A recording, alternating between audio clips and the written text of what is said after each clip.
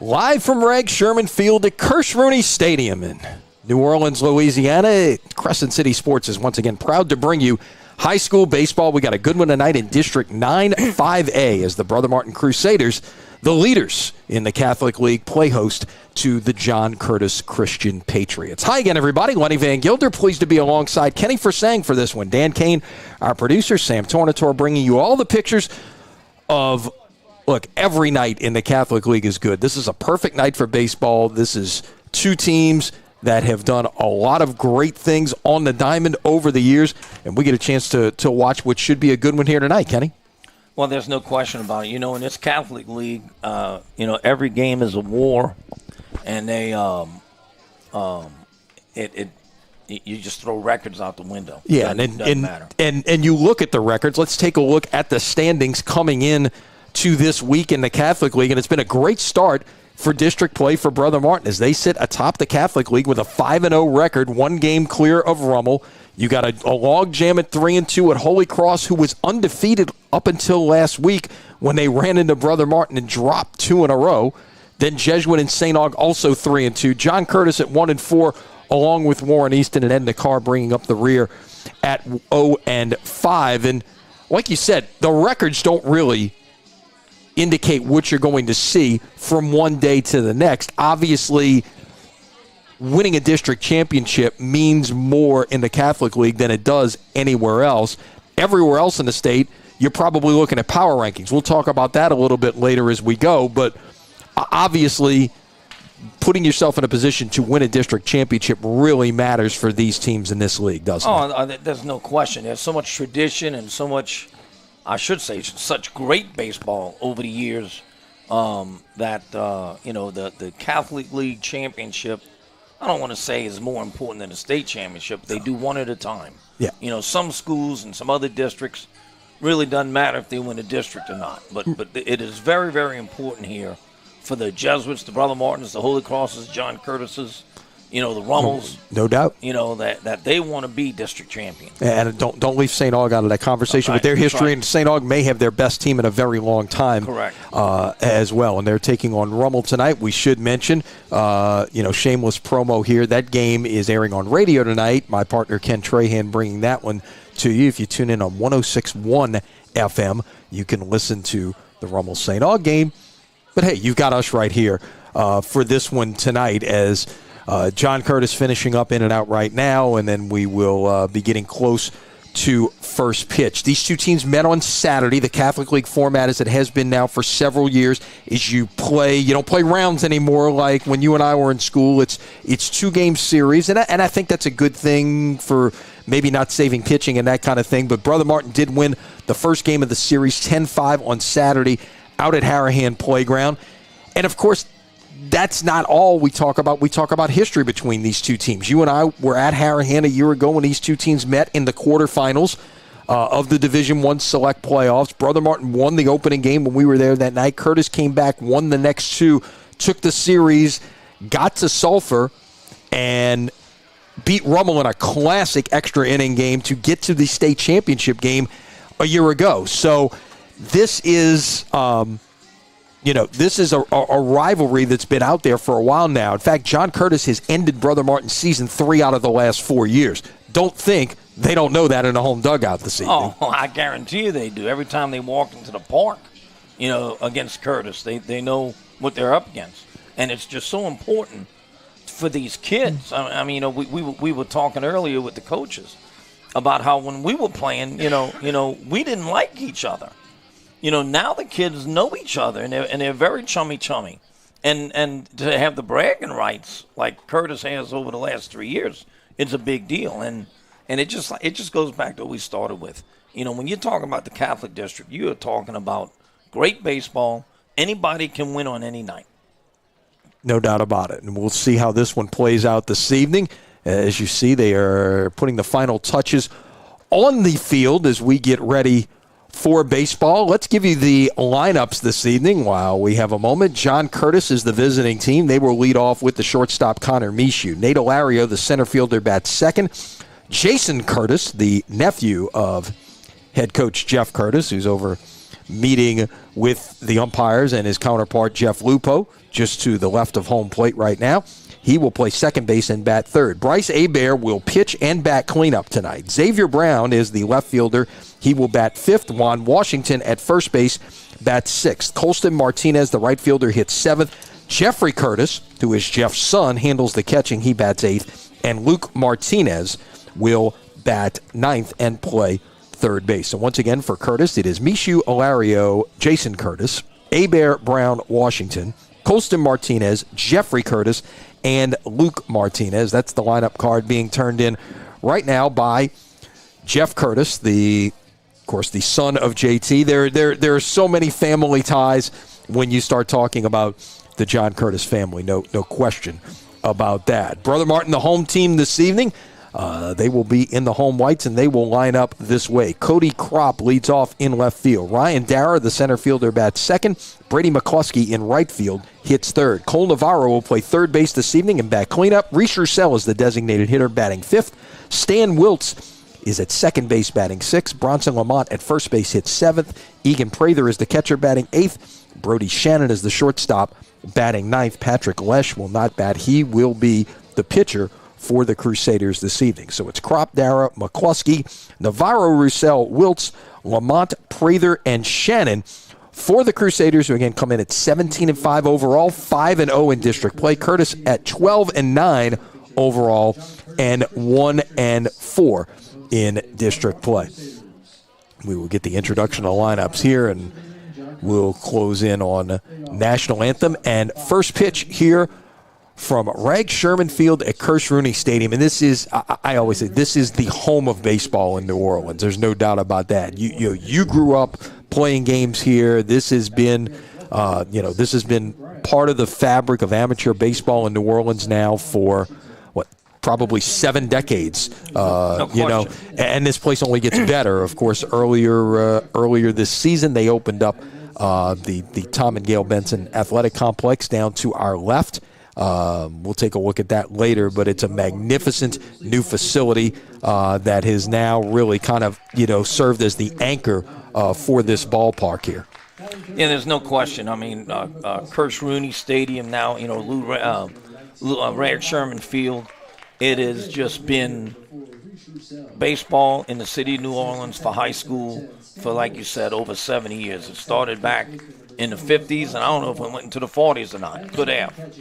But, the Johnstown team has played here for decades. The high schools have played here, and it's just an outstanding facility. Joe and Tyler and his coaching staff do a great job here at Delgado, and they do a great job of keeping it up, and it's a beautiful place. All right, the Crusaders have taken the field. The lineups have been introduced. We will pause and honor America with the playing of our national anthem.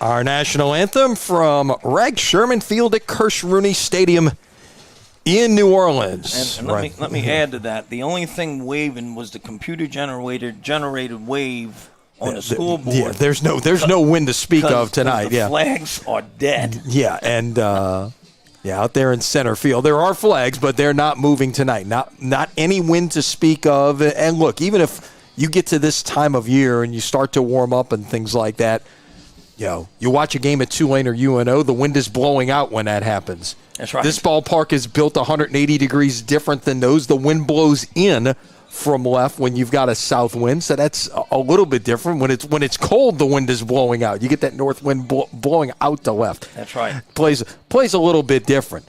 Starting pitcher this evening for Brother Martin, starting to get his warm-up tosses. Patrick Lesh, the left-hander, senior, and good numbers on the year. Kenny, 2-0 with a 102 earned run average, 13 2/3 innings of work, has allowed 10 hits, 2 runs, both earned. He has walked 3, he's fanned 12. A whip under 1. Anytime you see that, that is something solid. And it'll be interesting to see a left-hander here. As much as Curtis likes to be aggressive, they will play the small game as much as anyone in this league. They love to bunt. They love to run. They want to put pressure on teams.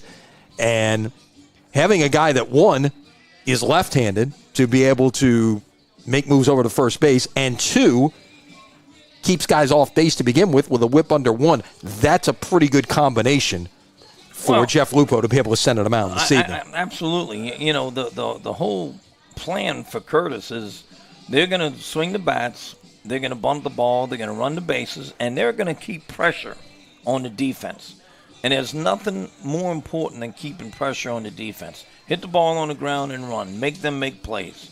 And that's the name of the game. And without Brother Martin walking anybody, that means that, Curtis may have to get 3 or 4 hits in a row to get runs. All right, so we are set for baseball here on a Tuesday night, an absolutely perfect night for baseball as Connor Mishu will step in from the left side. Mishu on the season at .288, no homers. He's driven in 9. First pitch swinging, and that is lifted in the air into shallow right. Second base will be called off by the right fielder, and that is taken in by McCluskey. And 1 pitch, 1 out here in the first inning. The first pitch comes at 6:32 p.m. Well, you got to like 1 pitch, 1 out. That was great communication there between the second baseman and the right fielder. It's the second baseman's ball until he's called off. So now Nate Olario steps in. Olario, the center fielder, at .333, 15 hits, 45 at bats, 6 doubles, no homers. He's driven in 4. The 1-0. Strike on the outside corner. It's 1-1. Ball is tailing away from the right-hand hitters. So they can't try and pull anything. They got to try and go to right field with it. Outside, 2-1. Looked like he tried to possibly bunt that, drag bunt it. And that's part of the small ball game that the Patriots will play at times. They can swing it, but they like to keep pressure on you, and that's part of the way they do it. As the count is 3-1 to Nate Olario with Jason Curtis waiting on deck. And let me tell you, like we talked about last year when we saw him playing Harahan, they're down 5, 6, 7 runs, and they don't change a thing. They're still running the bases. They're still bunting the ball. They're still putting that kind of pressure on the defense. So the count is full here.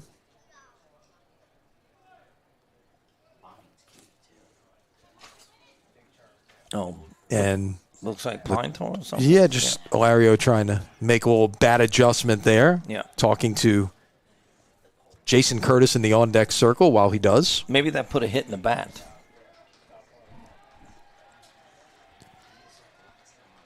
Here comes the payoff pitch. Lifted in the air. Center fielder moves in about 3 steps, and that's about it. Dara squeezes it, and 2 up and 2 down for the Patriots here in the top of the first. Number 3, center baseman Jason Curtis. So Jason Curtis will step in.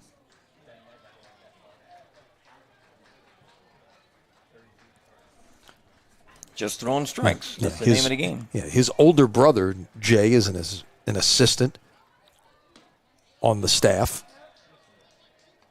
He was the first of JT's grandkids that start coming through and playing. He played at Dayton collegiately. Is now back working in River Ridge. Ground ball to third. High throw to first is not in time. And Jason Curtis will get in there. That will likely go as an error on the third baseman, Navarro. Well, that's exactly what we've been talking about. He hits a routine ground ball to third. He's got very good speed, and it made the third baseman rush his throw a little bit. And it goes high, safe. So, they gave him an error. So a runner at first and 2 outs, and let's see if the Patriots have something in motion with the left-handed hitting Bryce Hebert stepping in, looking to help his own cause. Strike on the inside corner. It's 0-1. Don't get to use that enough. Helping your own cause. You know, pitchers batting for themselves. I saw it on Sunday at Tulane. You know, Michael Lombardi, who has been sensational for the Green Wave this year. There's a line drive to short. We'll finish that thought later as that wraps up the inning for Curtis in the first. No runs, no hits, 1 error, and 1 man left on base. So Brother Martin will come into bat in the bottom of the first inning, and we will get our first look at the guy who was just at the plate, Bryce Hebert. Well, And he can't hit the ball any more on the nose. Yep. It's just the shortstop took one step and caught it. So, probably give him a minute here to get adjusted. He bats left-handed, but he throws right-handed. I know, as somebody who's coached this game for a long time, that's one of those things that you'd probably not prefer to see with a pitcher is batting with the opposite hand, to where you're exposing your throwing arm. That's right. No, I agree, and it is not. I've seen more of it lately, but for the most part, you never saw that for a long time. Right. Just like I had a chance to play some baseball many years ago with switch hitting catchers. You never saw switch hitting catchers. But now it's You got a couple yeah, guys. exactly. Yeah, so it's hard enough to hit from one side, much less to go to the other side.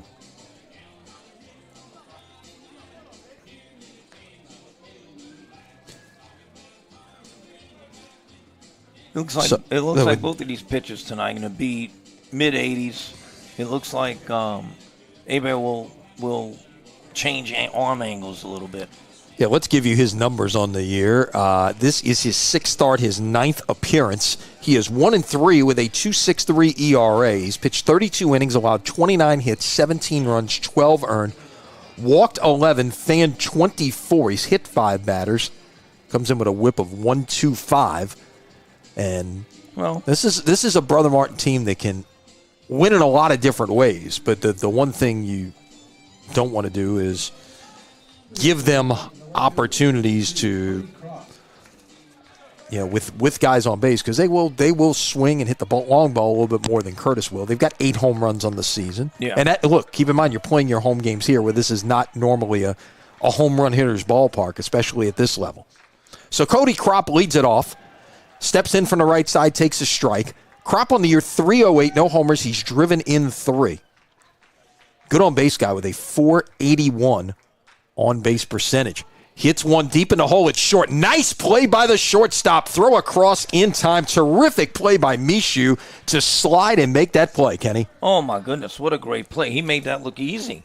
That's a great play right there. And also about Hebert's record, his 1-3, you don't know who he's pitched against. Right, and it's and it's one. Again, they are 12-9 in the season, so it's this is a Curtis team that's had some tough luck as well. 6 of their 9 losses are by 1 run this year. We were talking to Jeff Curtis about that pregame as Ryan Darris steps in.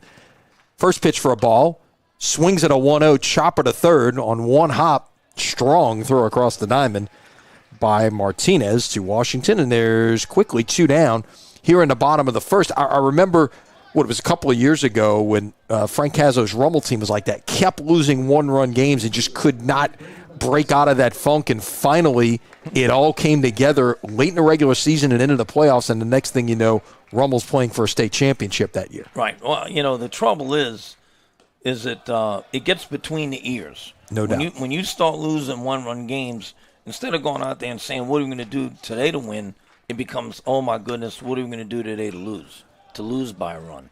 So Brady McCluskey stepping in for the Crusaders. McCluskey, 338 on the season, no homers, but he's driven in a team-high 21.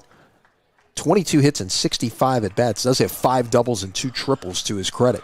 And has only struck out 4 times in 65 at-bats. Line shot up the middle and through for a base hit.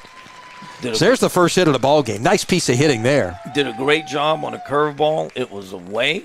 He didn't try and pull it. He just went right back through the middle with it, just like you were taught to hit a curveball. So with a runner at first and 2 outs, the batter is the third baseman, Cole Navarro.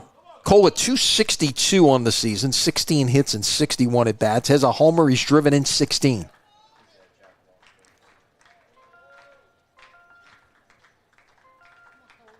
The pitch. Strike. It is 0-1. Tell you what I like. I like how both pitches are working pretty fast. Throw over to first. McCluskey is back in. This is a Brother Martin team that on the season has stolen 35 bases in 43 tries. They like to run. McCluskey has 4 of those. That is a ground ball to third. So across in time, and 3 ground ball outs for Bryce Hebert. Sandwiched around a 2-out single from Brady McCluskey, and that'll do it for Brother Martin in the first. No runs, 1 hit, no errors, and 1 man left. We are through 1 at Kirsch Rooney with your score 0-0 between John Curtis Christian and Brother Martin. You are watching high school baseball from Crescent City Sports.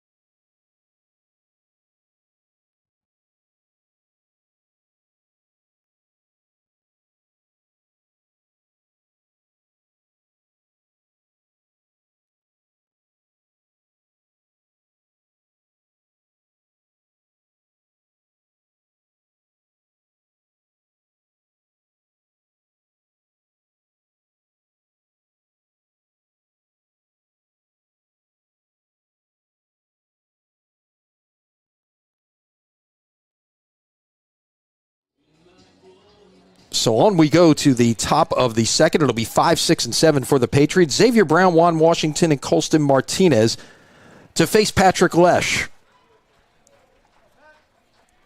Brown, the Curtis left fielder tonight, batting .250 on the year. He's had just 16 at-bats. 4 hits. No homers, but he's driven in 5. Takes ball 1.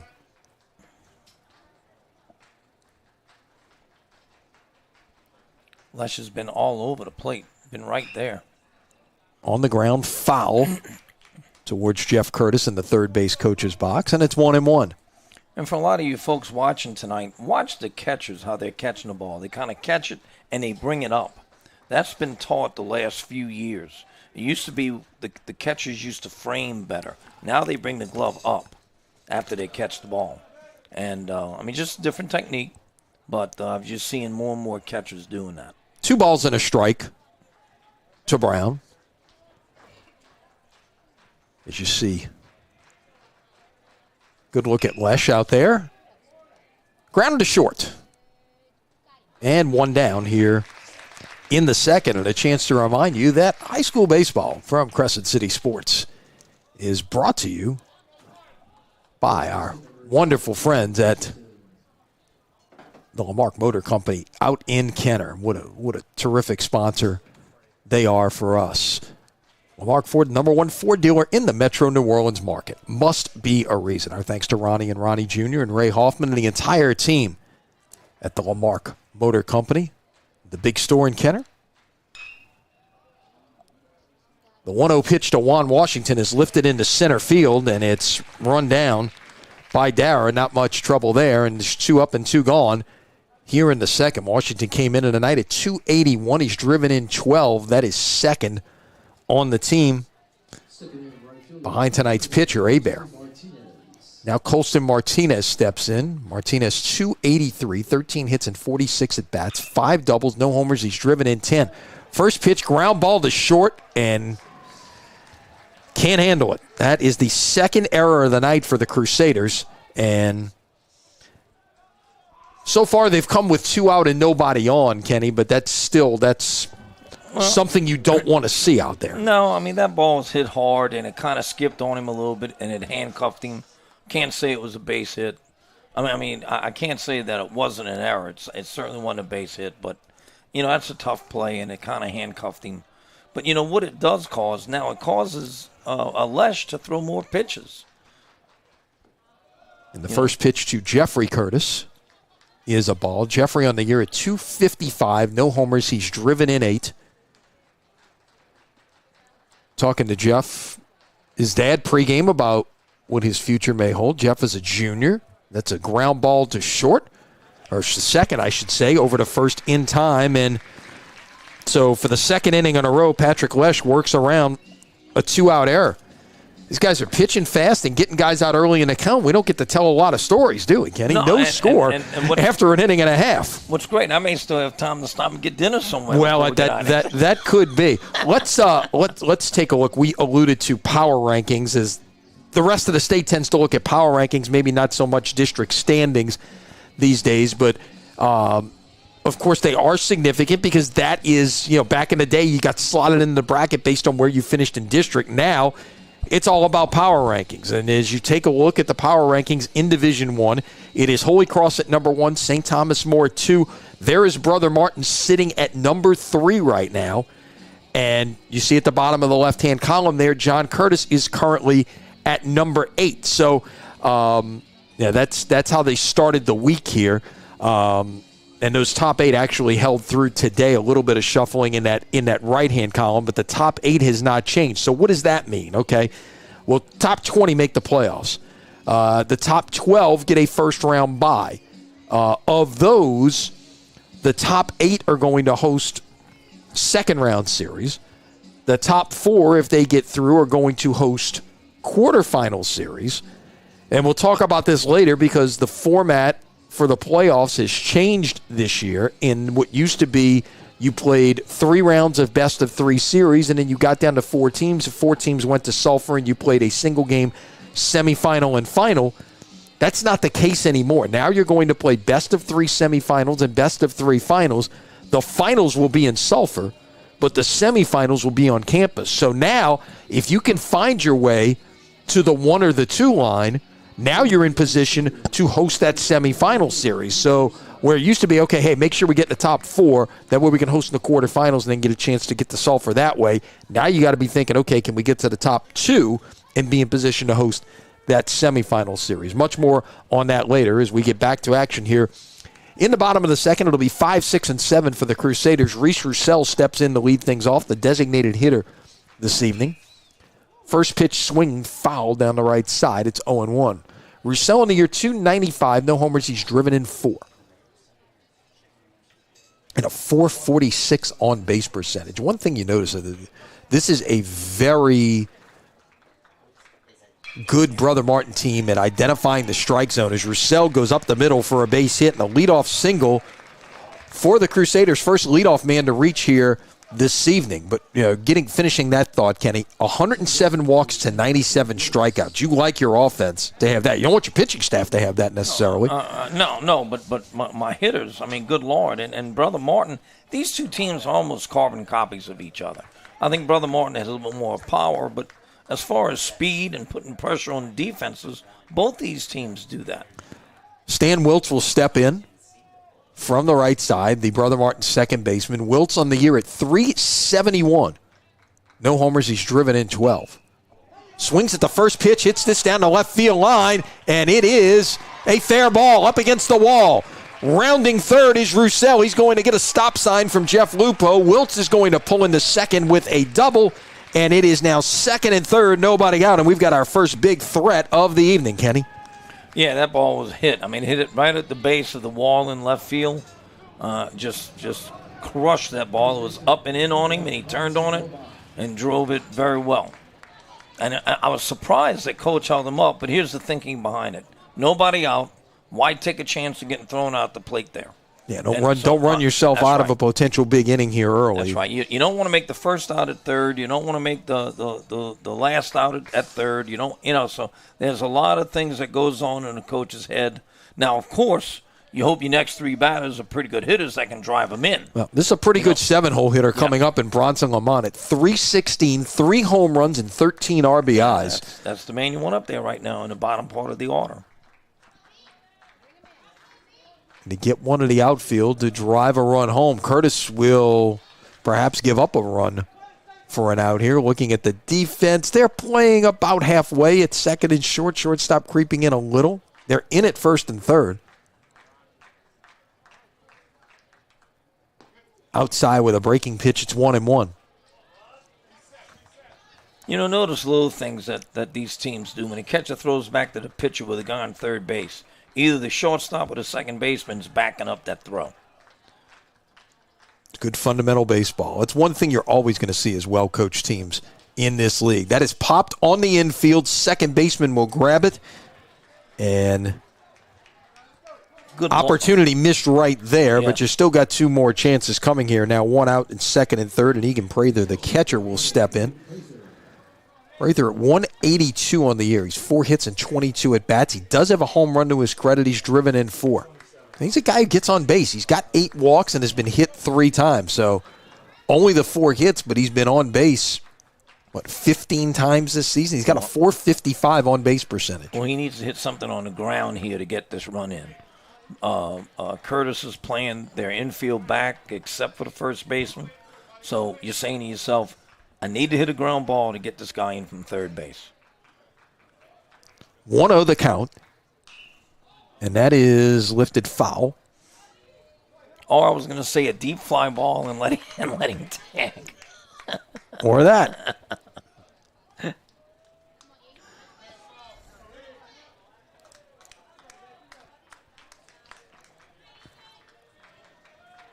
Stretch by Hebert, the 1-1, up high. 2 balls and a strike to Prather.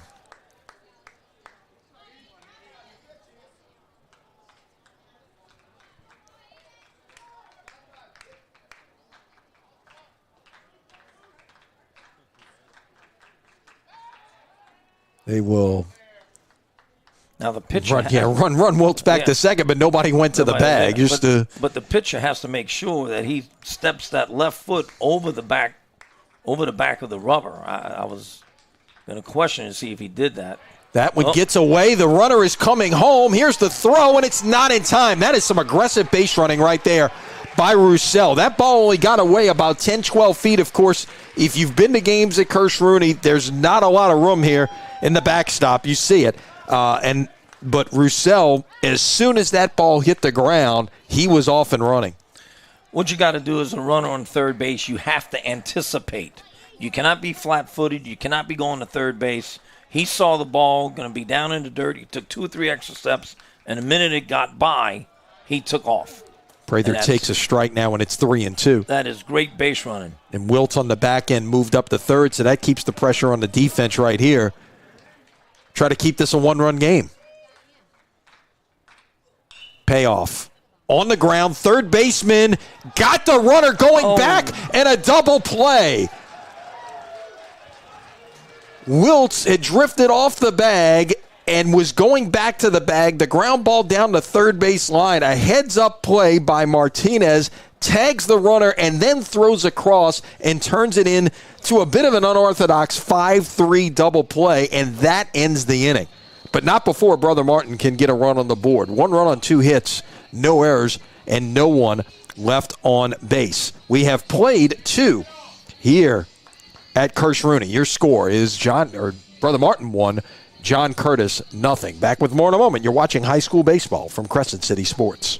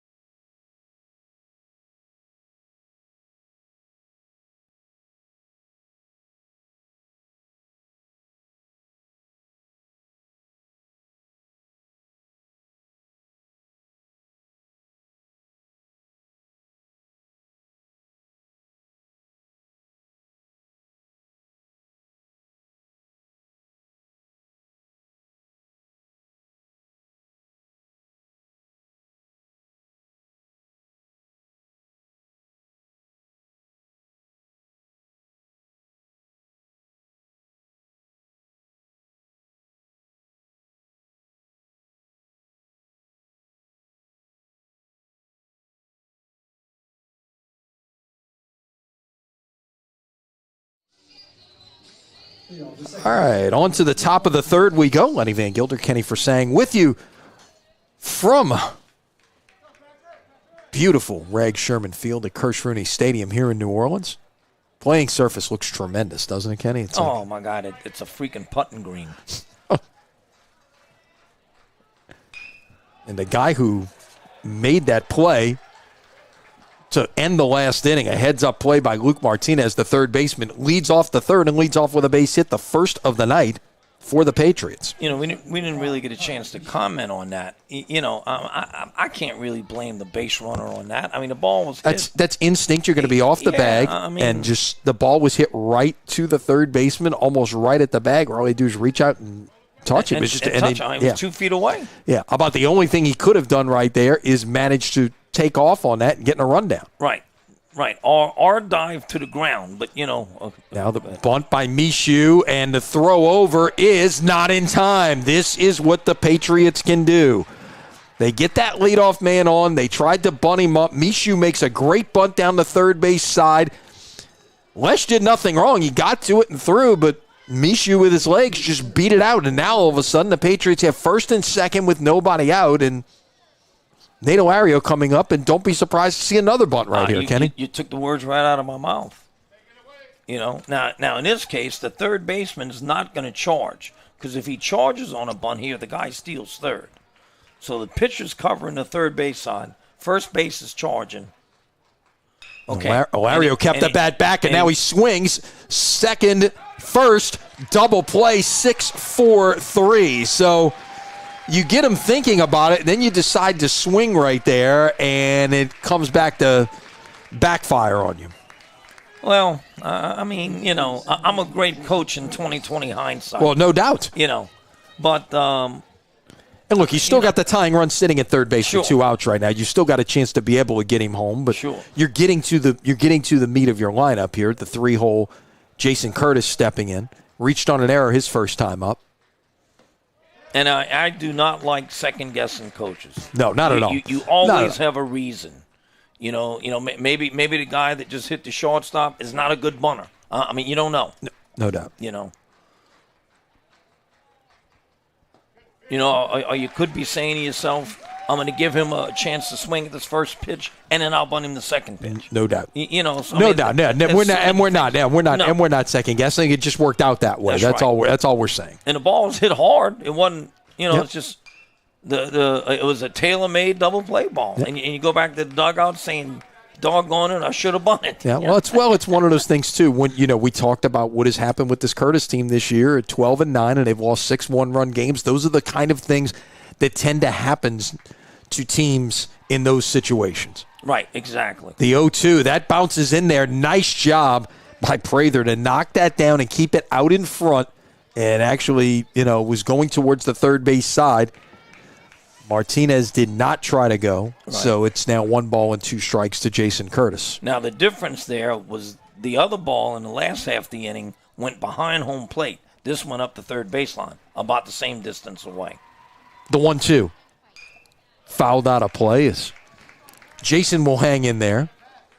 I just love his dad. His dad, by the way, is Johnny Curtis, who is Jeff's brother and is the athletic director. Coach, we'll have to do a whole freaking family. We'll put a graphic up with a diagram there. There's a ground ball deep short, but a nice job to get in front of that one. Throw over is thrown away, and the tying run will come in. Third error. Error. But one of those things there too is the way they run, the way they play the game. That is, that applies some of that pressure as well. They all run well. Mm-hmm. What do you do? That's it. You just got to play the game. And don't think that it's not in the back of the defensive players. Oh, this guy can run. So now a tie game at 1-1 as Hebert steps in. He lined out the short his first time up. That one landed on the roof of the grandstand here. As long as it's not on my car, I'm okay. I'm parked right in back. So if one goes straight back, I'm a little concerned here.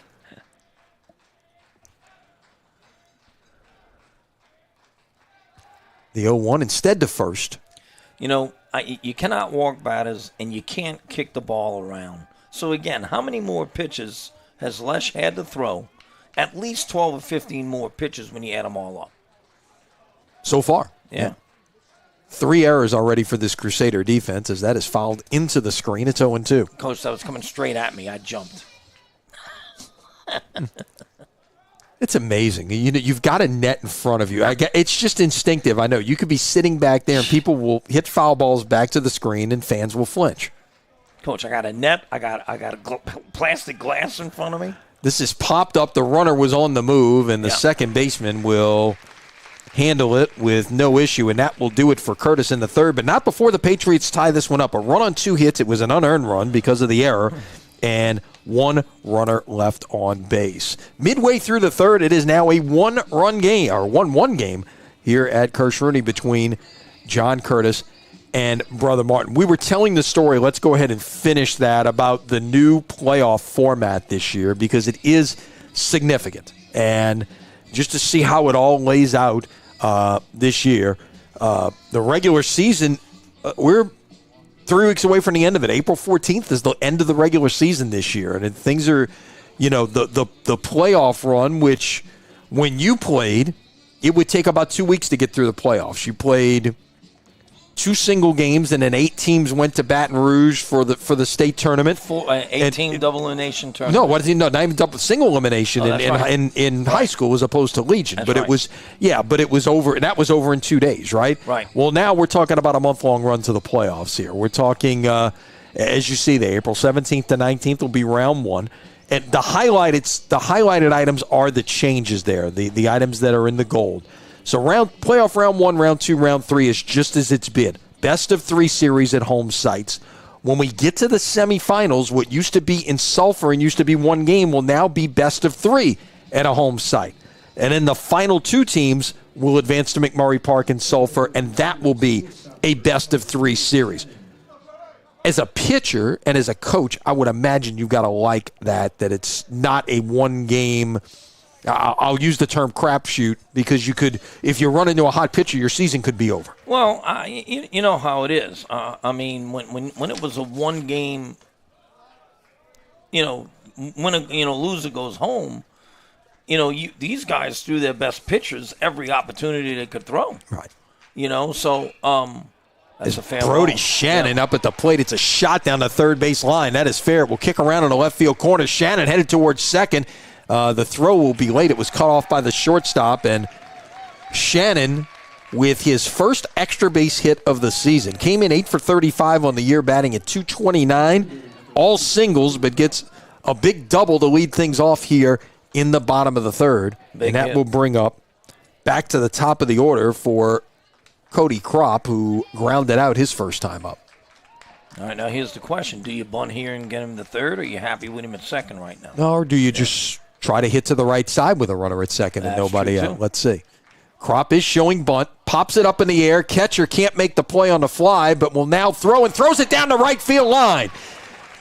The runner had to hold up because of the ball in the air, could not get the break on it.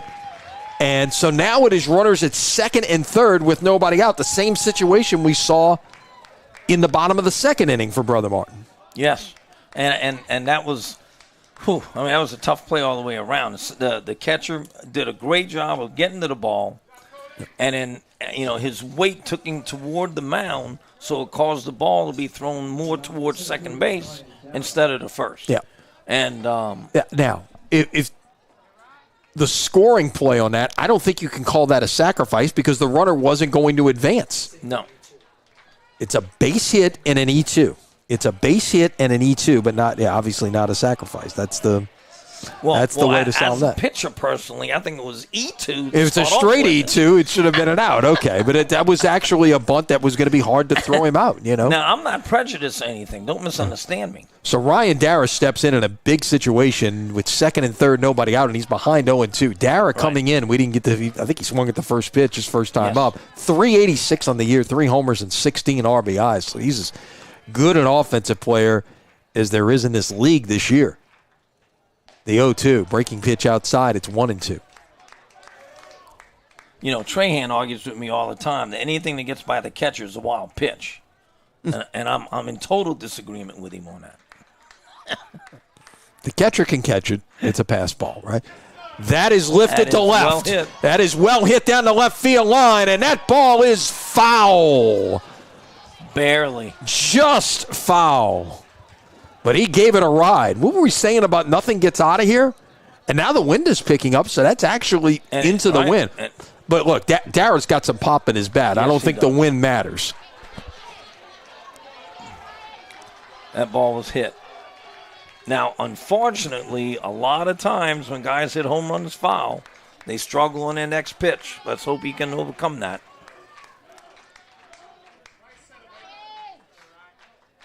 Stretch, the 1-2.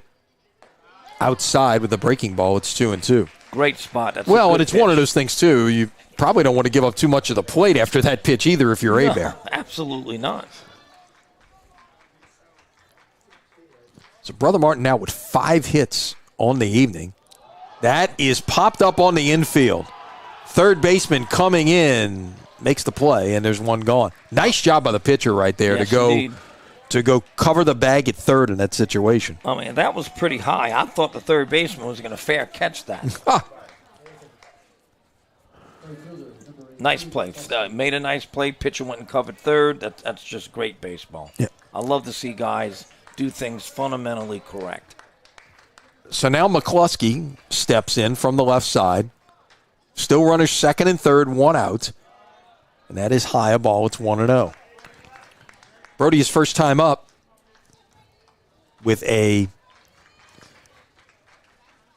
base hit into center field. Brady, I'm sorry, not Brody. Can't read my own handwriting here. Well, that's a Rummel education. Yeah, there you go. And just a sophomore hitting in the 3-hole. That's something, we've talked about that before. That is the incredible. Opportunity that freshmen and sophomores get in high school sports now that they would have never gotten, just because of the development here as the count gets to 3-0 on McCluskey at an earlier age. Well, I mean, in the last 15, 20 years, the invention of travel ball. You're getting kids that are going to high school as freshmen that are ready to play. Yeah, no doubt. A 4-pitch walk to McCluskey loads the bases for Cole Navarro. Now, to me, that's not a bad move there. No, you got a really good hitter up there, a left-handed hitter. Now you get to bring a right-handed hitter up in Navarro. And you set up the double play as well. You got a chance to a ground ball here. You got a chance to get out of this inning with nothing doing. That's exactly right. Now, of course, if he hits a double off the wall that clears the bases, then we throw that all out the window. No doubt.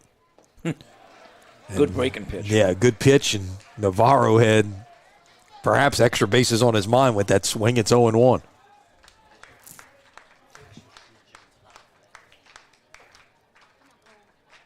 The 0-1. Tapped, foul towards the first base coach's box, and it's 0-2. There's another breaking pitch. I wonder if he's going to stay breaking pitch here. Let's see if he tries something hard inside, or let's see if he tries that breaking pitch again away.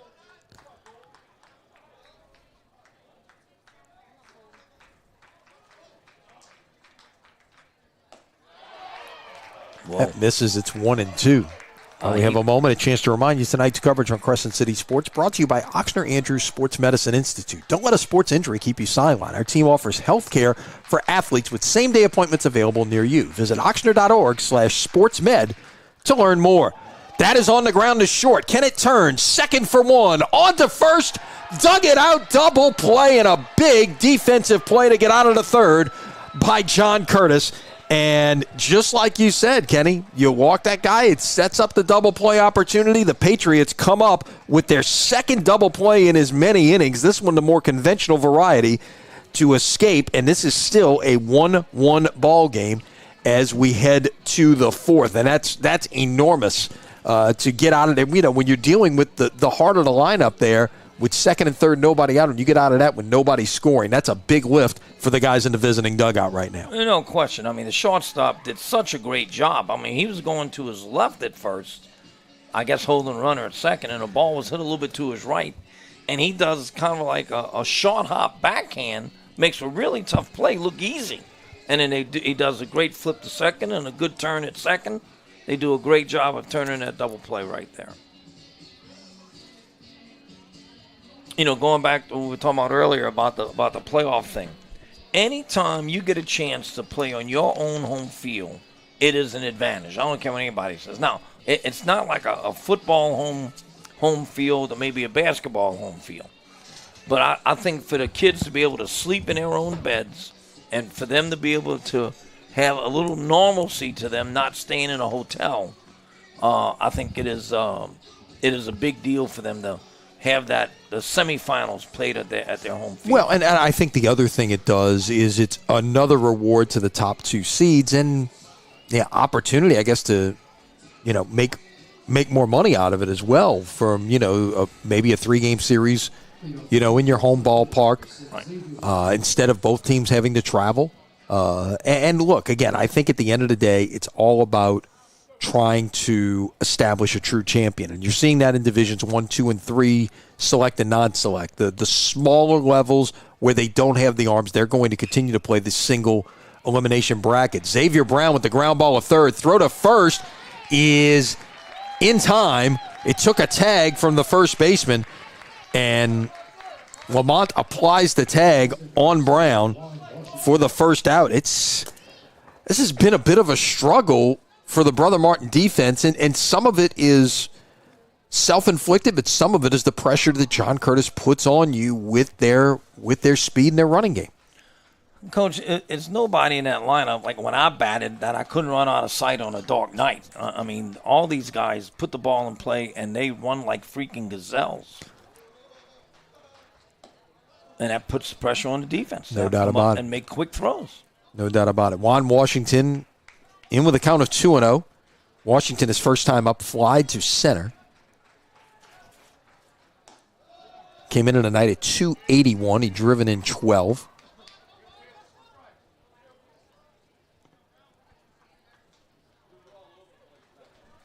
Now at 3-0, that pitch misses outside for ball 4, so it's a 1-out walk, and that is the first walk of the night, I think, for either pitcher.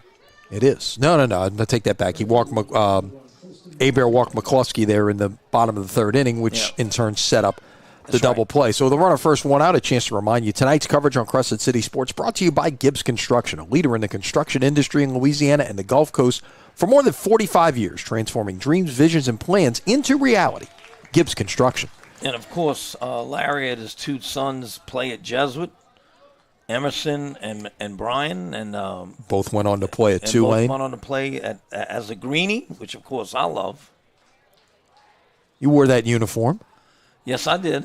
Did you have a chance, by the way, to see the Mardi Gras stripes? I mean, that was a throwback to your day. I know it was, but it was still purple and gold. Oh no, there was some purple and gold with the green. No, there's no doubt about it. But I like, Tulane has incorporated it. Yep. I know UNO has done it as well. Yeah, I like the idea of celebrating Mardi Gras. Yeah, I get the whole.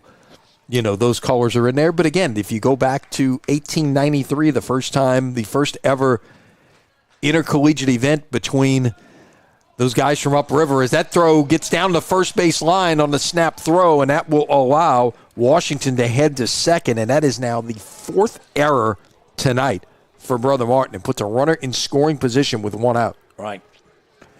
But you go back to 1893, and they needed to put these teams in uniforms, and so they had to have ribbons on their uniforms, and Tulane picked green and white, and LSU picked purple and gold, and other than the sky blue getting added in at some point, it didn't matter. We should also mention, by the way, that the people who play their home games here, Delgado, also have a Mardi Gras jersey as well. Well, I know, Coach, but their rival is not LSU. Oh no! You don't put LSU's colors. And they are green and gold. So they got 2 of them already. So there you go. So it's just adding a little purple in there for them. No, I do get that, but it was nice to see the tequila sunrise look, which hasn't been on a Tulane baseball player in over 30 years, come back. As that ground ball to second, throw to first in time, Washington will move up to third, but there are now 2 outs here in the inning. No, I was very happy to see him go to the Mardi Gras uniforms. It was great to see our, what do they call it, sunburst? Is that what Tequila it was? sunrise. Tequila sunrise. Yeah, I mean, the Astros started that. Yeah, and Coach Brockhoff was an Astros fan. Yep.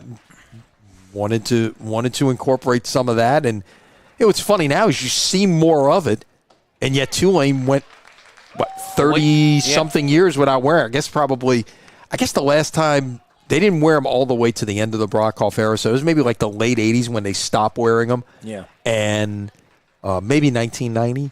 And anyhow, the point is, but you've seen a lot more of that out there from teams. I know it. I think Adidas created a look out there for some of their programs with those uniforms, but. Yeah, it was nice to see him back. And let me tell you something, and I'm prejudiced, but I love our olive green and sky blue uniforms with Tulane. I just love those colors.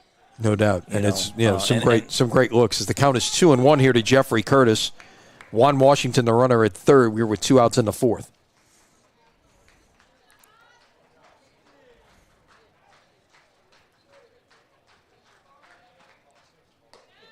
Swing and a miss. Might have been foul tipped in a minute. It's 2-2. Now, he has not thrown a lot of off speed here. He's been straight and hard. So, of course, they play each other so often and so much. They got scout reports on all these players. And they met 5 times a year ago. As that is hit on the ground towards the shortstop. The throw across is in time, and that will do it for John Curtis in the fourth. No runs, no hits, an error, and a walk, and a man left. We're midway through here. Bottom of the fourth coming at Kirsch Rooney in a 1-1 ball game between John Curtis and Brother Martin. Going back to the playoffs again, when we talk about how much they've changed over the years, going back to my senior year, we had one of the best records in the state. We were something like, 15-3, 16-3, or 4, something like that. And what happened back then, the teams that finished first and second in a district went to the playoffs. And that was it. You finished third. Thanks for playing. You had a great year. And that's what we did. But listen to what happened. In the first round, we go 6-1, the Raiders. Chalmette goes 6-1. Jesuit has 4 losses. So we lose to Chalmette in a playoff game for the first round championship. In the second round, Chalmette gets beat 4 times. We're tied with Jesuit at 6-1. Jesuit beats us 1-0 in the second round playoff. So Jesuit and Chalmette play for the district championship. They are 3 games behind us. Overall, but Chalmette won the first round, Jesuit won the second round. They played for the district championship. And that's when the discussions were getting started. Right. About wild cards and all that kind of stuff back then. Mm-hmm. And your junior year, I believe your team went undefeated. Is that right? No. That was my sophomore year. Oh, your sophomore year. 74. Yeah. I'm sorry. Yeah, your sophomore year, which I think a lot of people would put that 1974 Rummel team against all of the great teams in the history of Louisiana high school baseball. Of course, you talk about the Jesuit team in 1980 with all of the talent that they had, and back-to-back state championships there. You talk about the Brother Martin team of the mid-'80s, which had some unbelievable talent. They won a state title in 84. Right. And you've had some great ones along the way. No question about that. Of course, in Louisiana, Catholic High a year ago won, in a mythical national championship. Right. Roussel steps in to lead things off here in the bottom of the fourth. Took ball 1, takes that one for a strike. It's 1 ball and 1 strike. We could sit here and have a baseball conversation the whole night, but we got a 1-1 game to talk about this evening. Great ball game.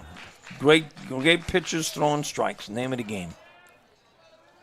Roussel takes that one outside. It's 2-1. Lenny Van Gilder, Kenny Forsang with you. Dan Kane, our producer this evening. Sam Tornatore bringing you all of our pictures. That is ripped into right field, but in the wrong spot. Roussel really turned on that one, but the right fielder, Colston Martinez, drifted about 4 steps to his left and pulled it in, and there's 1 out. That was well hit. That was a line drive. That was dying. It had kind of maybe that top spin to it. He made that play look easy, and it was that was a semi-tough play. Going to his left at full speed. So with 1 out and nobody on, Stan Wiltz steps in. Takes a strike. It's 0-1. Wiltz doubled down the left field line his first time up. And he was the runner at third base with that unorthodox double play that ended the second inning. And like you and I talked about, Kenny, That's just a bad break. The ball was hit in the wrong spot. It's hard to blame the base runner right there. Unless he was told, because I saw the coach get on him a little bit, but he may have been told, you're not going on the ground ball. Then if that ground ball comes back down the third baseline, he needs to be back on the base. But, again, we don't know what was told. We don't know anything as to what the communication was. Right. So I'm not blaming anybody on that. You can't really coach that. They got to know what they're doing. That is fouled back to the screen, and the count will hold at 2 balls and 2 strikes. Yeah, is it with 1 out? Is that a contact play where no matter what you're running? Yeah, that's what we don't. That's what we don't know. So.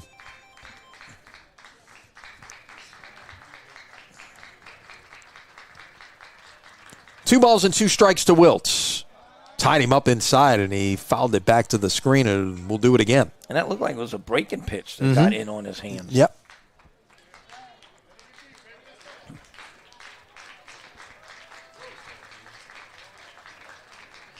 Another 2-2. That is ripped into left field, and that is going to be run down by the left fielder Brown, and there's 2 gone. That's 2 balls hit hard here in this inning, and they've turned into 2 flyouts. Yep. 2 good swings on the pitches and just no luck. No luck for the hitters. So with 2 out and nobody on, Bronson Lamont will step in. He popped up to the second baseman his first time up. Swings at the first pitch. Yeah, he got it, tied him up, but he got around on it and pulled it foul down the third base line, just a couple of steps foul. Used to love to pitch on cold nights and pitch inside. The hitter's hands would sting for 3 innings. Breaking pitch, strike. Good pitch. It's 0-2.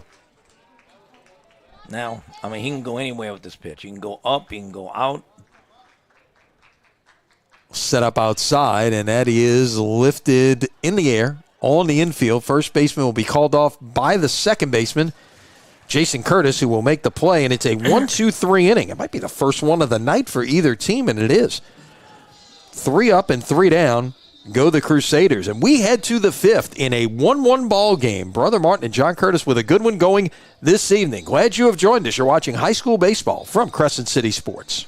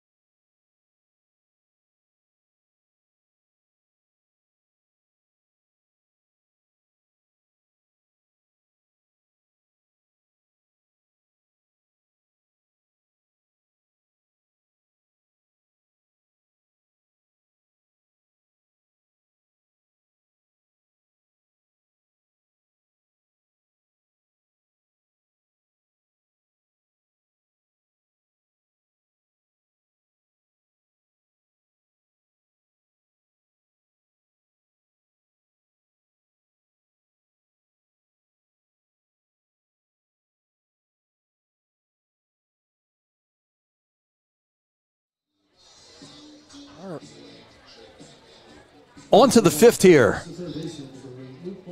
in beautiful Lakeview, Rag Sherman Field, Kirsch-Rooney Stadium on the edge of the Delgado campus.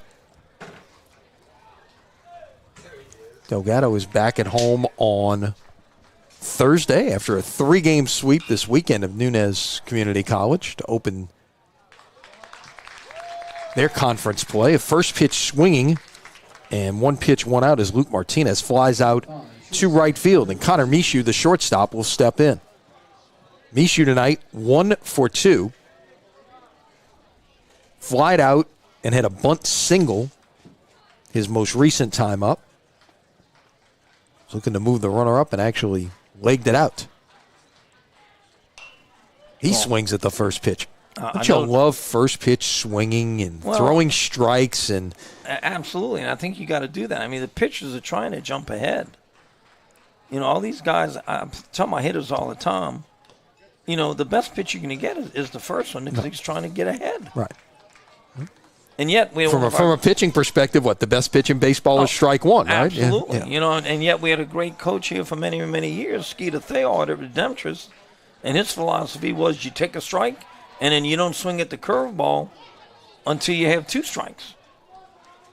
So, I check swing there. He said he didn't go. It's 1 and 2. Yeah. You know, and again, you know, he was a successful coach here Right. in the Well, city. his whole idea with some of those guys he was facing, you know, see if they could throw you 4 of these before they throw you 3 of these, That's right? Yeah. That's exactly right. 2-2 to Mishu. Got on last time, but then was wiped out on a 6-4-3 double play. That is hit on the ground. Nice job by the pitcher to field his position right there. Step and throw for Lesh, and there's 2 gone. There's nothing better than being able to help yourself.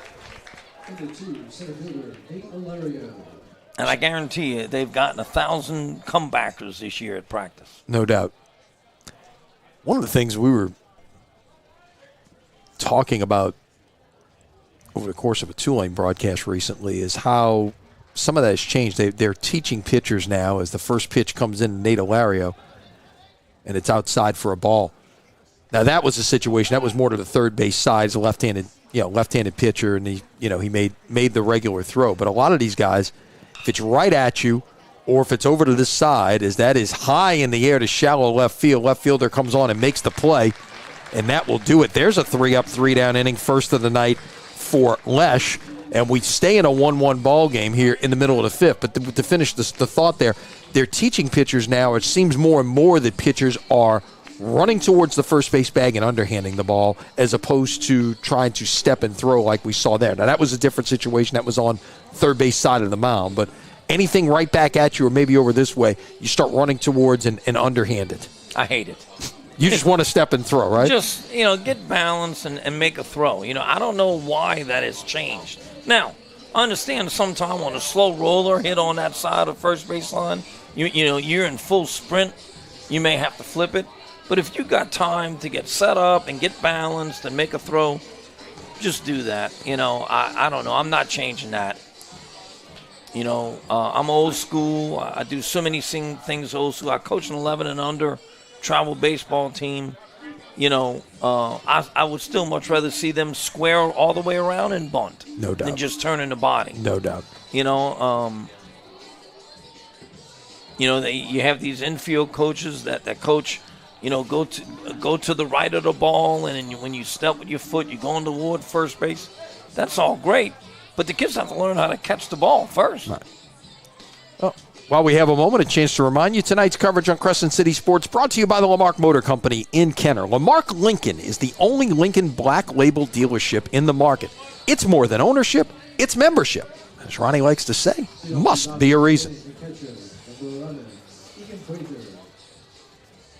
So on we go to the bottom of the 5th. It'll be 8-9-1 for the Crusaders. Prather, Shannon, and back to the top of the order for Kropp against Bryce Hebert, who has, I guess you could say, scattered 5 hits thus far. His defense has helped him out a lot with a pair of double play balls. Gotta love the double play balls. Prather hit into one of those. That was that unorthodox one we were talking about earlier. The ground ball to third with a runner at third, 1 out. Caught the runner off the bag at third and then threw across for the out in the double play. It's a strike on the inside corner. It's 1-1. Both pitches working fast, throwing strikes. You cannot ask for a better pitched game than what we're seeing tonight. The 1-1. Inside with the breaking ball. Tried to go back door. It's 2-1.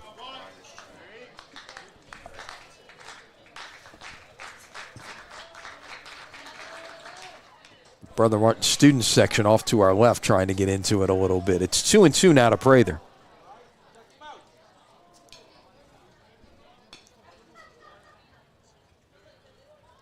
The catcher must have caught a foul ball. Seeing something else that people won't notice. If the catcher gets hurt, the umpire goes out and talks to the pitcher to give him a chance to recover. if If the umpire gets hurt, the catcher does the same thing. Yep. They look out for each other. There's no doubt about it. I mean, most people will not even realize that happens. It's one of those subtleties of the game. So it's 2 balls and 2 strikes to Prather, leading off the bottom of the 5th of a 1-1 game. The pitch.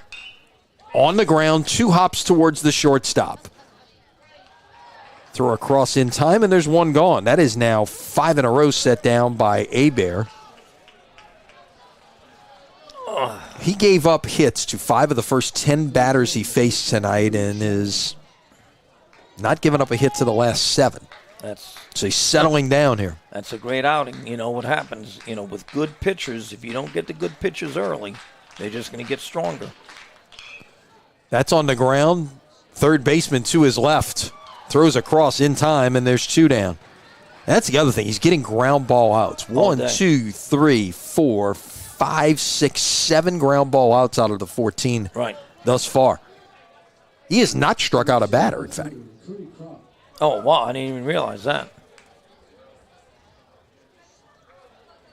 In fact, neither pitcher has a strikeout in this game. We're 2 outs in the 5th inning, and neither pitcher has a strikeout in this game. They are getting the hitters to put it in play and let their defense do the work. And that is a 1-2-3 inning again for Bryce Hebert, as we have now played 5. On to the 6th we go, and what has been a good one here at Kirsch Rooney. Your score, Brother Martin 1 and John Curtis 1. You are watching high school baseball from Crescent City Sports.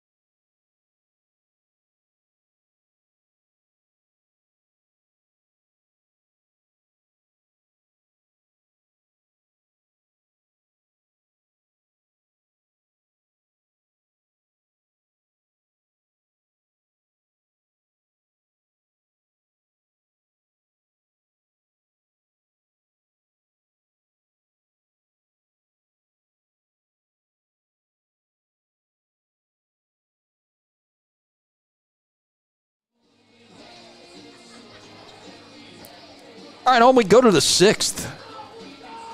Brother Martin scored a run in the bottom of the 2nd. John Curtis answered with a run in the top of the 3rd, and we're still there in a 1-1 ball game. 1 run, 2 hits, 1 errors for Curtis, 1 5 and 4 for Brother Martin. Patrick Lesh has only allowed 2 hits. They both came in the 3rd. The 1 run was unearned. That is lined into right and right at the right fielder. Jason Curtis put a good swing on that one, but he hit it right at McCluskey, and 1 pitch, 1 out here in the top of the 6th, and Bryce Hebert will step in. I mean, they hit the ball on the nose, just going right at people. Both teams have made solid contact, and I mean, when have you seen a game like this that is a 1-1 game in the 6th inning when we've now had 31 outs in the game? And no one has struck out as of yet. Right. That's crazy. I don't remember that at all. Not at the high school level.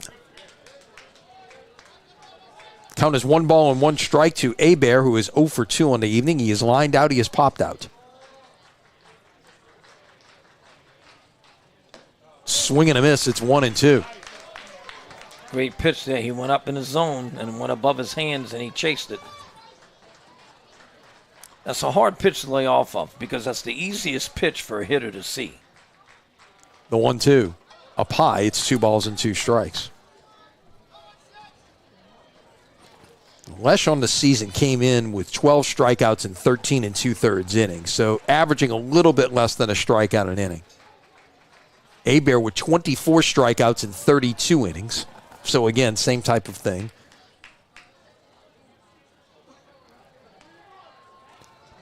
the thing they are doing is they are throwing strikes, they are putting the ball in play, and they're allowing their defense to do the work. And again, we mentioned Brother Martin's defense has made some mistakes, but for the most part, it hasn't happened. And there you go. I bring it up.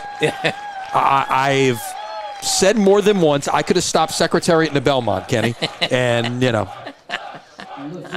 you talk about trends, and immediately that trend is broken. Strikeout number 1 of this game comes looking from Patrick Lesh to Bryce Hebert. So now 2 up, 2 down here in the 6th. Then the batter will be Xavier Brown, who's grounded out twice to the left side. This is hit on the ground and is through into center field, a base hit. That's one of the ones that you want to say the ball had eyes. Yep. Just out of the reach of the shortstop. That stopped a streak of 7 in a row retired by Lesh. So a 2-out single by Brown brings up Juan Washington, who is 0 for 1. He is flied out and walked.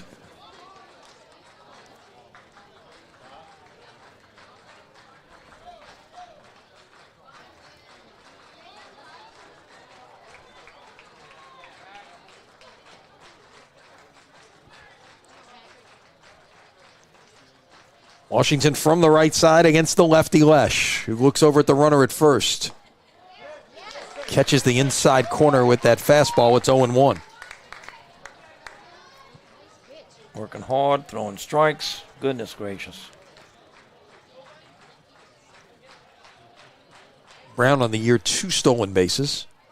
That is fouled back. Curtis on the season, 49 steals and 54 tries in 21 games. So they average a little over 2 steals a game. And we mentioned they also like the bunting game. They've sacrificed 13 times this season.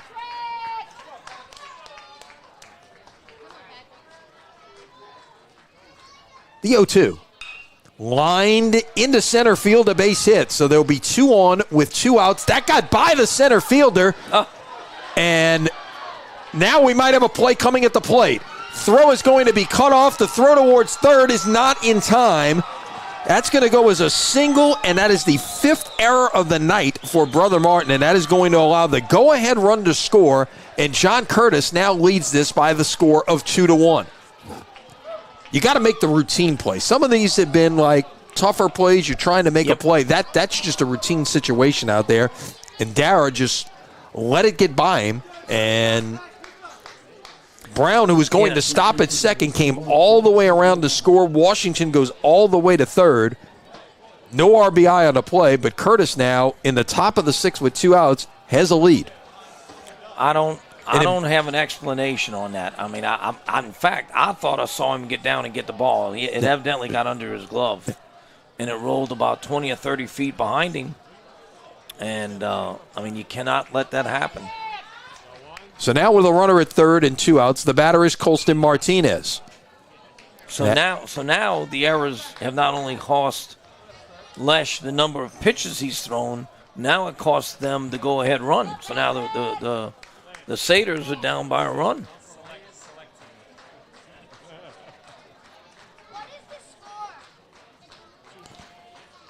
The pitch, swing and a miss, it's 0-2.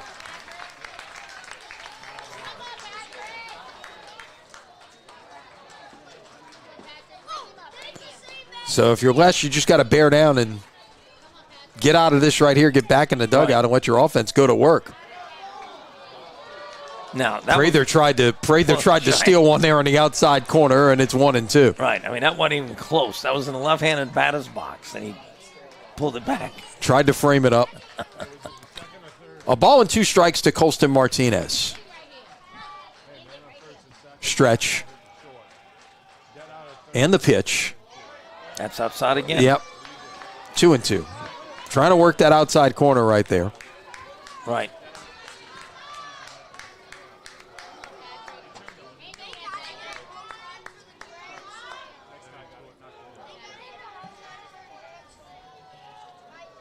And stepping off, and reset.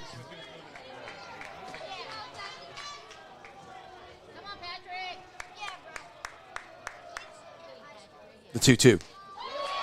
It's outside again, ball 3. The Crusader infield has won at all 3 of these pitches right there. They've taking a step or two towards the third base dugout each time, but certainly appeared to be outside. Maybe not as far outside as the first one was. And that is ball 4, and now they're at the corners with 2 outs. And Jeffrey Curtis will be the batter. Fortunately, the second baseman was backing up there as the throw back from the catcher got by the pitcher. Right, that's just frustration coming out now. No doubt. You know, I saw Lesh take his glove and kind of pound his leg a little bit. That's the frustration of not making a play in center field, not getting calls he thought were strikes. But you cannot play this game angry. You got to calm down. You got to play even keel. You can't have high highs. You can't have low lows. And you can't have a freaking memory either. You know, you can't remember your last at bat when you got called out with the bases loaded. Because now I got to go out and go play defense. Right. Short-term memory is a great thing in this game. It's a strike to Curtis. It's 0-1. I heard this short-term memory and a 4-year-old and the confidence of a 4-year-old in a Batman outfit. Jeffrey tonight 0 for 2. He's grounded out twice. Came in tonight at 255 on the season. Fouls that one back to the screen. It's 0-2.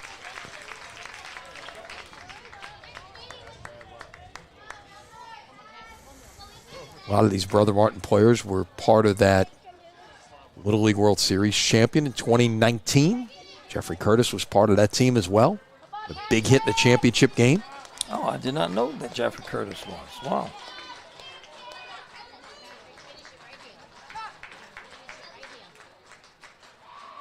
The pitch. Outside snap, throw to first, back in time. The thing you got to watch there, you saw Washington taking a secondary lead off the bag right there. You got to that's part of the aggression you see from the Patriots on the base paths. Right. I'm surprised he didn't try and score on that. Now the runner will go. The pitch is outside. The throw will go to the shortstop. And they'll allow Martinez to steal second there. That was a design play. You see what runners at first and third, the catcher will go out and make a bunch of calls, as to how they're going to play things defensively, especially when you're facing a team like this who is not afraid to be aggressive on the bases.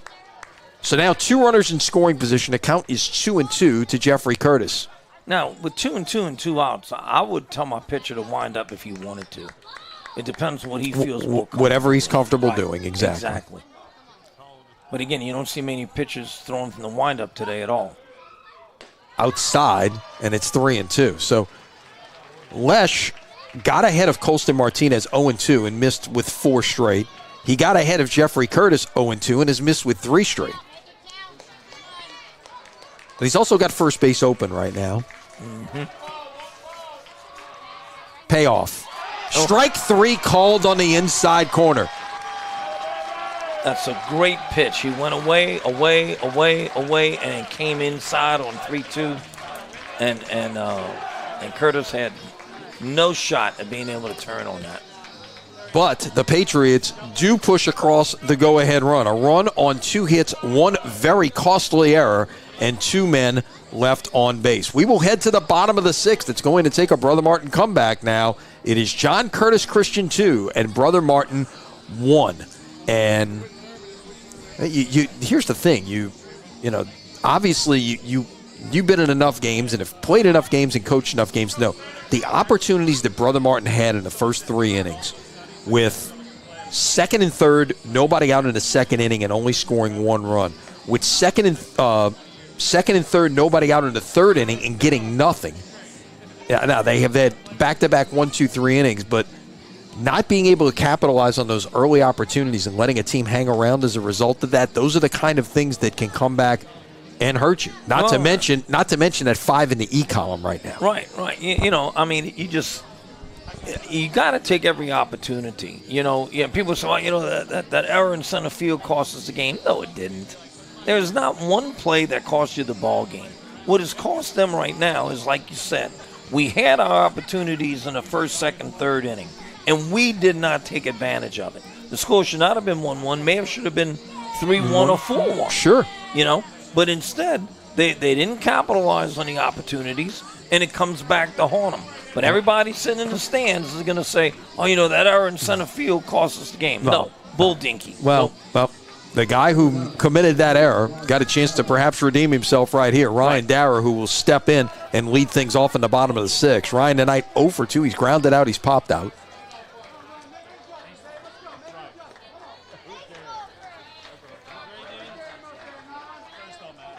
Brother Martin tonight 0 for 4 with runners in scoring position in those 2 innings.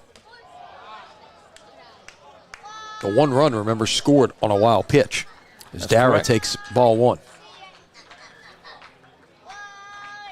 And for the first time tonight, Bryce Hebert is out there working with a lead, and it's 1 ball and 1 strike as he got the breaking ball over that time. And here it comes. Swing and a miss. Good pitch right there. It's 1-2. Went low and away with a fastball after seeing the curveball.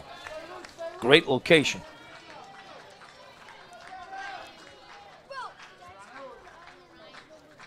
Wind, 1-2.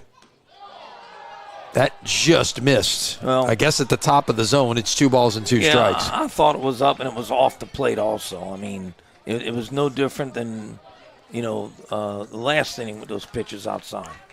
2-2. Tapped on the ground. That is a fair ball. Curtis could not pick it up cleanly at first, recovered, and then made the throw. It just got Dara by a step, and there's 1 gone.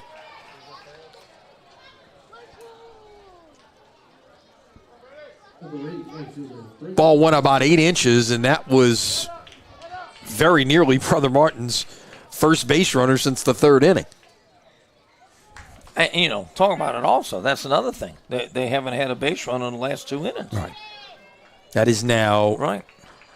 That double play, ground ball to end the 3rd inning, kind of changed the tune here a little bit as that is lined into the gap in right center field and down for a base hit. Nice job by the right fielder Martinez to cut that off and hold McCluskey to a single. He is 2 for 2 with a walk tonight. Well, that's a great job at that right field. He took a great angle on the ball and did a great job of cutting it off so that runner rounding first could not go to second base. So now Cole Navarro, who is bounced out twice, once to third and then in a 6-4-3 double play to end the 3rd inning. McCluskey's walk was the last in the 3rd inning was the last base runner until his single just now with 1 out here in the bottom of the 6th. Now he's got a nice size lead there, and he's getting back safely to first base. So I wonder if they're going to try and send him. You can find a way to get that go-ahead run up, and now the runner is caught off, and he may make it to second. He will. The first baseman, Washington, did not realize that McCluskey was halfway to second. He was trying to apply a tag right there, and McCluskey took off, and he will get credit for a stolen base on the play. Well, he turned to make a tag, and there was nobody there. Right, because McCluskey was 2/3 of the way to second base. You want to talk about being ghosted?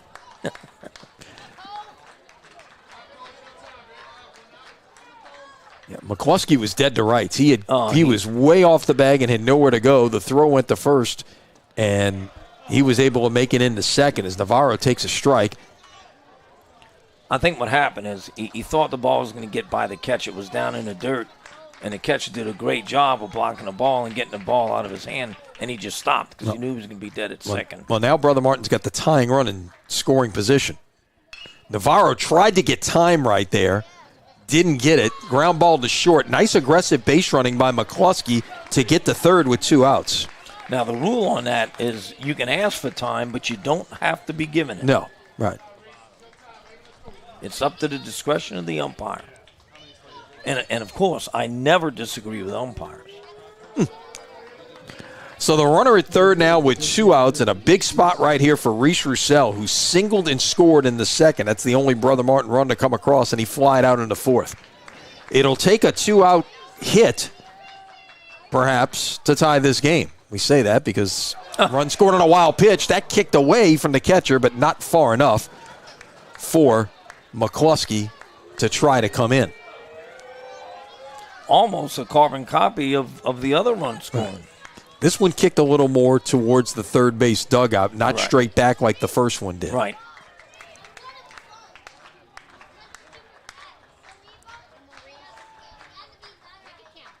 Pitch up high. It's 2-0. And he can be careful here with Roussel. He's got a right-handed hitter in Wiltz on deck, and obviously he's got a base open. No question.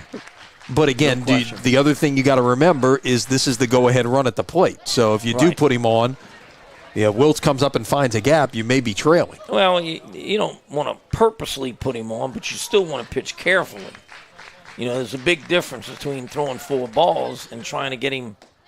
That's a great backdoor slider right there. Kind of one of the 3/4 there, and it's 2-2. He was more than 3/4. He was sidearm on that and caught the hitter off guard. It's the first time we've seen that tonight. 2 balls, 2 strikes, 2 outs. Tried to backdoor it again. Did not go like we saw a minute ago. The almost down under effect, but that just missed a corner, and it's 3-2.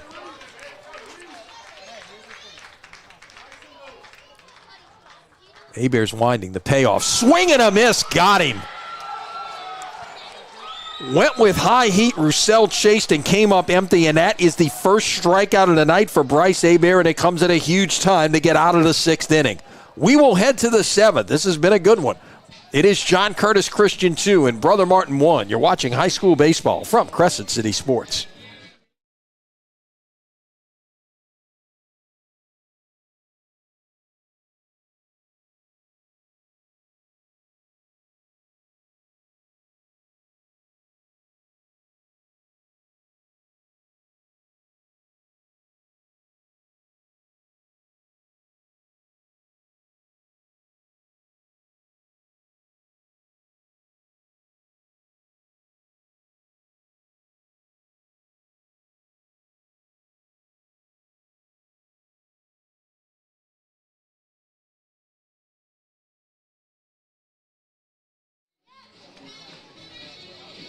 And we will have a new pitcher for Brother Martin to start the 7th. It will be the right-hander Drake Amedy, the junior, making his 5th appearance, his 3rd out of the bullpen. He is 0-2 on the year with a 7.24 ERA, 9 2/3 innings of work. He's given up 12 hits, 18 runs, only 10 of those earned. He's walked 6, he struck out 14, so a pretty good strikeout to innings pitched ratio of almost 1.5 per inning. He has hit 3 batters. The whip is a little high at 1.86, partially because of that hit count and also the 6 walks and 3 hit batters in 9 2/3 innings. So Amedy will be looking to keep this at a 2-1 game and turn it back over to his offense in the bottom of the 7th inning. I mentioned Brother Martin. This is the last of a 2-game series between these two teams. Brother Martin won the opener 10-5 on Saturday. Brother Martin will be at home Thursday night here at Kirsch-Rooney against Jesuit. That is always a big game in the Catholic League. That 2-game series will start here on Thursday, and then they'll play Saturday afternoon at John Ryan Stadium. Meanwhile,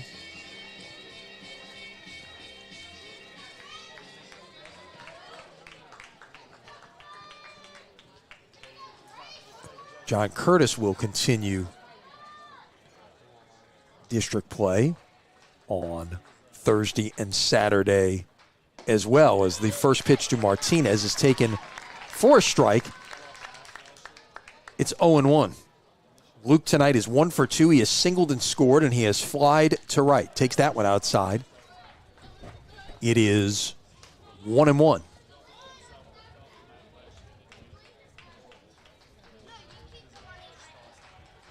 Curtis's 2-game series coming up is against their Jefferson Parish rivals from Archbishop Rummel. They will play at home Thursday night, and then they will play over at Mike Miley Stadium, where Rummel plays its home game Saturday afternoon.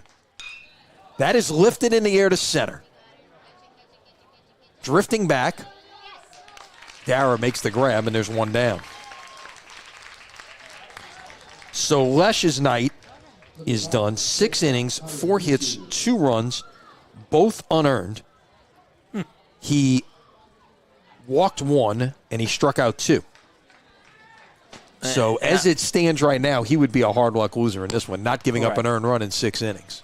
And probably around around the 75 pitch count, I would suspect. Fly ball into right.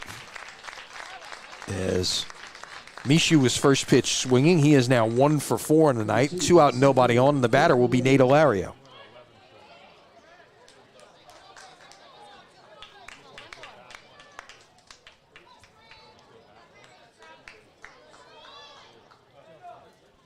Nate tonight is 0 for 3. He's flied out twice and bounced into a 6-4-3 double play. Showed bunt. That was outside. It's a ball 1-0.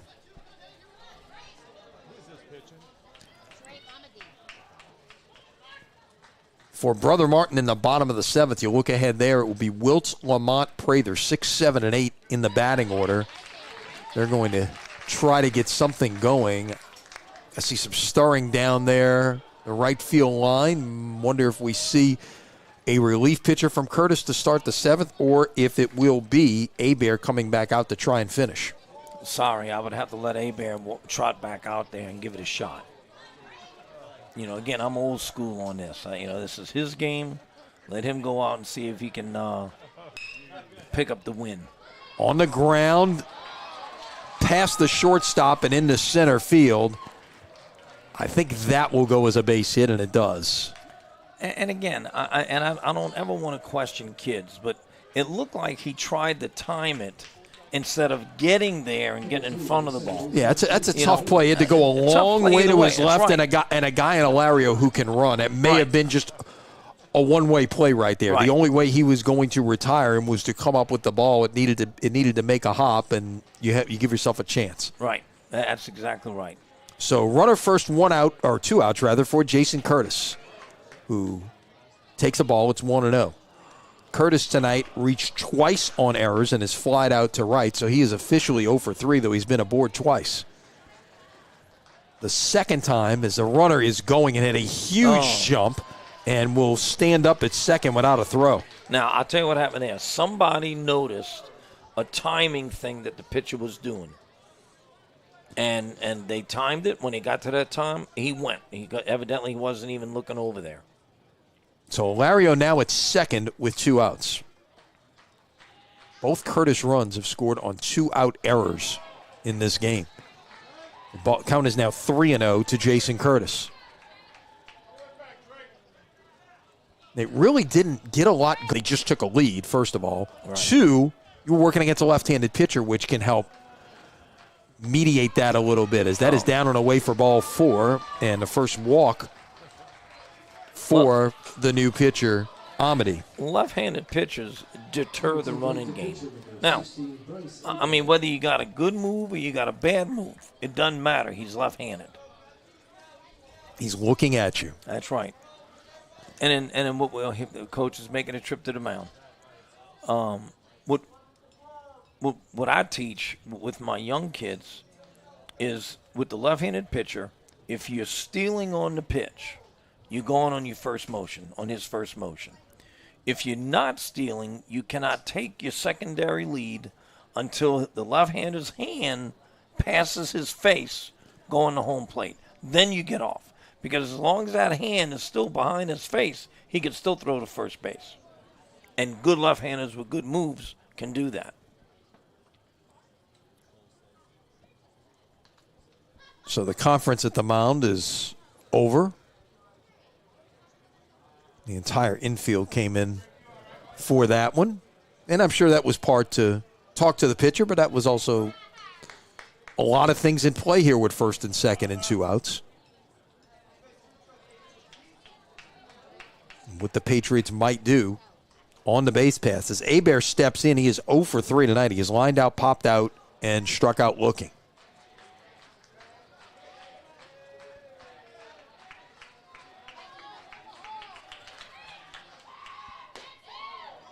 That just missed inside. It's 1-0.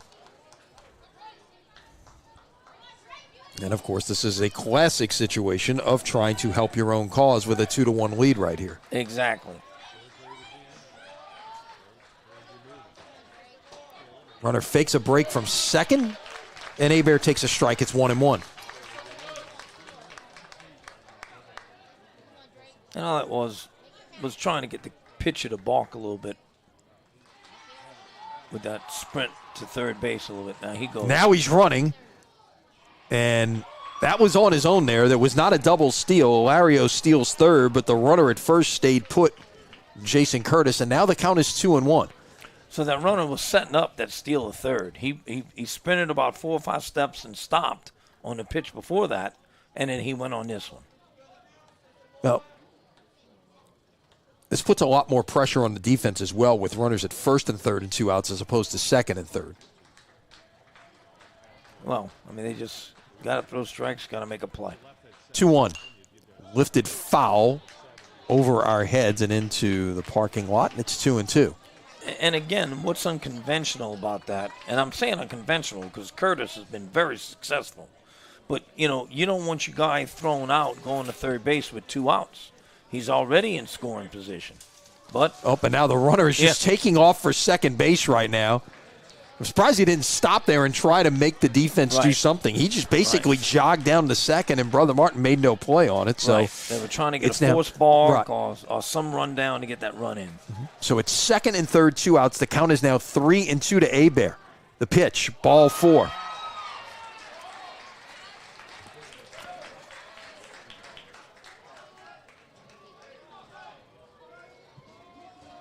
And back out to the mound. We will have a change. So with the bases loaded and 2 outs, Jeff Lupo will go back to his bullpen. This is a tough spot to come into. As a pitcher, I'm sure you can identify with this, but I would imagine of all the spots you come into, it's bases loaded and 2 outs, but bases loaded, period, doesn't give you a lot of wiggle room out there. It's going to be the sophomore Nolan Amato who is going to come on here for Brother Martin. Amato on the year makes his 7th appearance, his 6th out of the pen. He is 1-1 on the year with an 0.98 ERA, 14 1/3 innings of work, 14 hits allowed, 4 runs, 2 earned, walked 2, struck out 12. So Amato in a big spot right here, trying to keep this a 2-1 game with the bases loaded and 2 outs in the bottom of the 7th, and Curtis will get a look at a second right-hander here in the top of the 7th inning. So as I was saying, as a pitcher, this is as tough a spot as there is to come in, because you've got to be on your game because there's nowhere to put anybody at this point, or you throw one back to the screen, you got a chance for a run to score as well. I mean, the whole idea of being a reliever, this is why some relievers are just plain crazy. You can't feel pressure. You got to have ice in your veins, and you got to be able to come in and throw strikes right away. You don't have 3 pitches to warm up on, so you got to come in throwing strikes before you get to the mound. So let's see how he does here. Now, again, if he's my pitcher, I would say throw with whatever you want. If you want to throw from the stretch, throw from the stretch. You want to throw from the windup, throw from the windup. I'm more worried about the hitter than I am that guy on second base getting a big lead if I'm winding up. We mentioned earlier, this one-run games have been a bit of a bugaboo for Curtis this year, although they've got a 1-run lead right now. They are 2-6 in 1-run games this year. 6 of their 9 losses have come by 1 run. They lost opening day to Live Oak 4-3, and it's been that